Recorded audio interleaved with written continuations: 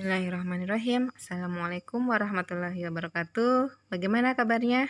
Soleh-soleha pada pagi hari ini? Semoga semuanya selalu sehat, selalu dalam lindungan Allah Subhanahu wa taala. Amin.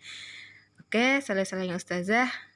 Insya Allah bersama lagi dengan Ustazah kita belajar PAI, yaitu tentang keteladanan Nabi Sulaiman alaihissalam. Oke, seperti biasa sebelum kita memulai kegiatan pembelajaran kita hari ini terlebih dahulu kita membaca doa sebelum belajar. Ayo kita sama-sama berdoa. A'udzubillahi minasyaitonirrajim. Bismillahirrahmanirrahim. Raditu billahi rabbah wa bil islami dinah wa bi Muhammadin nabiyya wa rasulah. Rabbi sidani ilman warzuqni fahma. Amin. Alhamdulillah, semoga kegiatan kita hari ini diridhoi oleh Allah Subhanahu wa taala sehingga ilmu yang kita peroleh adalah ilmu yang berkah dan bermanfaat. Amin. Adapun tujuan pembelajaran kita hari ini adalah siswa mampu mengetahui dan menceritakan keteladanan Nabi Sulaiman alaihissalam. Kisah teladan Nabi Sulaiman alaihissalam. Nabi Sulaiman adalah putra Nabi Daud. Beliau diangkat sebagai raja pengganti ayahnya. Jadi Nabi Sulaiman ini adalah nabi yang sangat taat kepada Allah dan ayahnya. Nabi Sulaiman diutus menjadi rasul untuk kaum Bani Israel. Jadi Nabi Sulaiman ini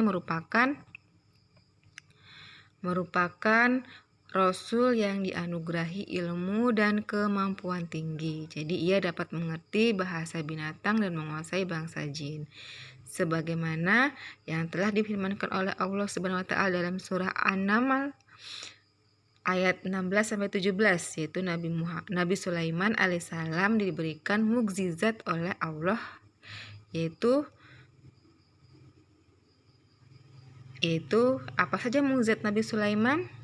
Ya, mukjizat Nabi Sulaiman itu yang pertama adalah kecerdasan, dan kebijaksanaan. Jadi Nabi Sulaiman selalu mendampingi ayahnya di sidang peradilan. Jadi dengan sengaja sang ayah ya untuk melatih dan menyiapkannya sebagai raja ya.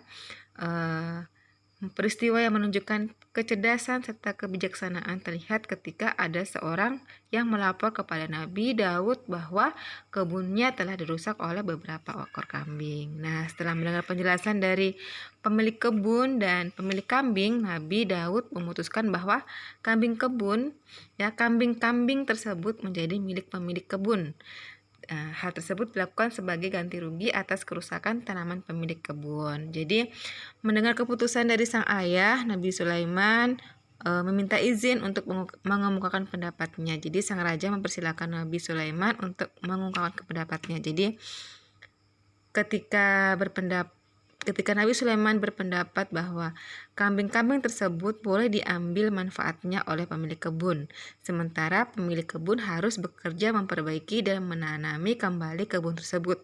Ketika masa panen tiba, dia harus menyerahkan hasil panennya dan ketika itulah sang pemilik kebun harus mengembalikan kambing-kambing tersebut kepada pemiliknya. Dengan begitu, tidak ada satu pihak yang dirugikan. Nah, itu adalah keputusan yang diusulkan oleh Nabi Sulaiman, dan orang yang menghadiri sidang merasa kagum kepada Nabi Sulaiman. Dan ya walaupun masih muda, beliau telah menunjukkan kecerdasan dan kebijaksanaan dalam memutuskan suatu masalah.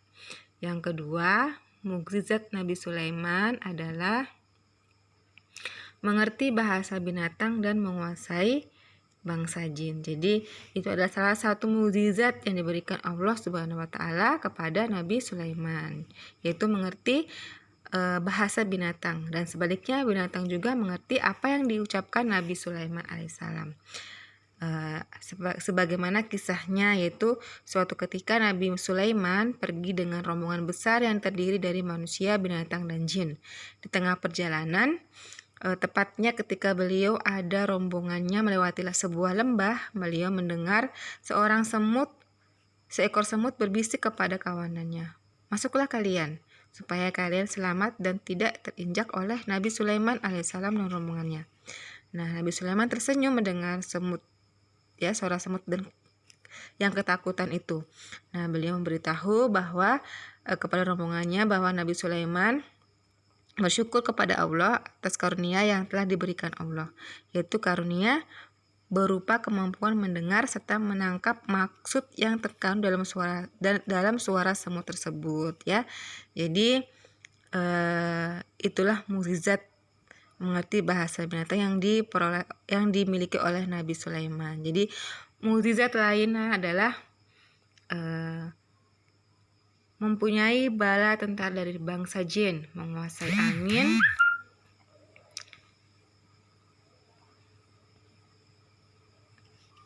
sebagai nabi terkaya dan raja terkaya di dunia. Oke, kisah Nabi Sulaiman dan Ratu Bilqis. Nah, ini silakan dibaca ya. Nah, Ustazah akan menceritakan sedikit. Suatu hari Nabi Sulaiman mendapatkan kabar dari burung hudhud bahwa di negeri Saba ada seorang ratu bernama Bilqis yang mempunyai kerajaan besar dan megah. Namun sayang ratu dan penduduknya menyembah matahari. Ketika Nabi Sulaiman alaihissalam tidak percaya berita yang dibawa oleh burung hudhud.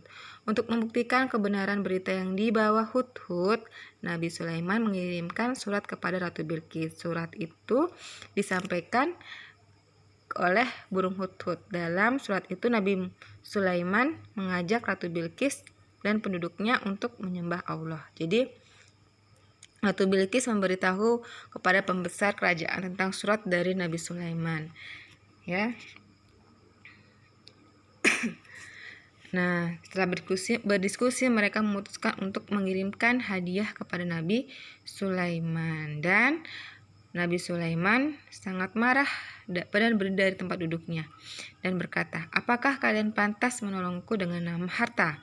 Apa yang diberikan Allah kepadaku lebih baik dari apa yang diberikan Allah kepada kalian, namun kalian merasa bangga dengan hadiah itu." Dan Nabi Sulaiman mengembalikan hadiah itu dan hendak memberikan peringatan kepada Ratu Bilqis dan pembesar supaya tidak merasa sombong. Jadi ketika di singgasana Ratu Bilqis, di depannya Nabi Sulaiman berkata, "Ini termasuk karunia Tuhanku untuk tidak mengingkari nikmat. Barang siapa bersyukur maka sesungguhnya dia bersyukur untuk kebaikan dirinya sendiri, dan barang siapa ingkar maka sesungguhnya Tuhanku maha kaya dan maha mulia." Nah, Nabi Sulaiman mengundang Ratu Bilqis untuk datang ke istana. Sebelumnya, Nabi Sulaiman memerintahkan para pengawalnya untuk sedikit mengubah istana tersebut yang mirip dengan istana Ratu Bilqis. Jadi Ratu Bilqis datang ke istananya Nabi Sulaiman dan merasa terkejut, ya, karena istananya mirip dengan Ratu Bilqis yang dimilikinya. Jadi Nabi Sulaiman mengajak Ratu Bilqis untuk masuk ke dalam istana. Lantai istana terbuat dari kaca yang di bawahnya ada kolam. Jadi Ratu Bilqis mengangkat pakaiannya yang menutupi betisnya karena ia mengira bahwa ia akan melewati sebuah air. Jadi Nabi Sulaiman berkata, "Sesungguhnya ini hanya lantai istana yang dilapisi kaca." Ratu Bilqis merasa sangat malu terhadap kejadian tersebut dan berkata, "Ya Tuhanku, sungguh aku telah berbuat zalim terhadap diriku. Aku berserah diri bersama Sulaiman kepada Allah, Tuhan seluruh alam." Setelah kejadian itu Ratu Bilqis masuk agama Islam. Jadi itulah kisah dari Nabi Sulaiman dan Ratu Bilqis. Nabi Sulaiman berhasil menyampaikan agama Islam kepada Ratu Bilqis. Ingat, Ratu Bilqis itu ratu dari negeri Saba, ya. Oke, selanjutnya adalah meneladani perilaku Nabi Sulaiman alaihissalam. Jadi di antara sikap keteladanan, ya, Nabi Sulaiman itu ada banyak sekali perilaku yang dapat kita contoh dari Nabi Sulaiman, dari kisah Nabi Sulaiman alaihissalam, yaitu yang patut kita contoh dan kita praktikkan dalam kehidupan sehari-hari, yaitu diantaranya adalah rendah hati, ya, rendah hati. Jadi rendah hati itu merupakan lawan dari kata sombong, ya. Jadi Sombong itu adalah suatu sikap seseorang yang merasa bangga dan besar terhadap dirinya sendiri serta memandang rendah orang lain. Jadi Nabi Sulaiman diberikan kekayaan dan ketenaran, namun dia tetap bersikap rendah hati, tidak menyombongkan kekayaannya dan ketenaran yang dimilikinya. Bahwa Nabi Sulaiman sadar bahwa semuanya itu adalah titipan Allah Subhanahu wa taala dan akan diambil oleh Allah Subhanahu wa taala, ya, akan diambil kembali oleh Allah Subhanahu wa taala. Selanjutnya adalah rajin beribadah. Yang ketiga itu adalah menghargai pendapat. Jadi perbedaan pendapat itu hal yang biasa terjadi pada kehidupan sehari-hari kita, ya. Contohnya kita berada di sekolah, kita berdiskusi dengan teman kita, pastinya akan mempunyai ada pendapat yang berbeda. Nah, perbedaan pendapat tersebut harus kita hargai karena orang pasti memiliki alasan tertentu untuk mengapa dia berpendapat seperti itu. Yang selanjutnya adalah pemaaf. Jadi pemaaf adalah salah satu sikap yang diteladani Nabi Sulaiman ketika berhadapan dengan Ratu Bilqis. Oke. Ayo berlatih. Nah, ini adalah soal latihan Ananda di rumah. Silakan dikerjakan, Nak, ya. Kerjakan dengan semangat dan jujur. Oke. Cukup sekian dari Ustazah. Oke, pesan dari Ustazah, bersantai boleh, malas jangan. Ayo, buat harimu makin produktif dengan belajar, membantu ayah bunda, sholat dengan tepat waktu. Cukup sekian dari Ustazah. Wassalamualaikum warahmatullahi wabarakatuh.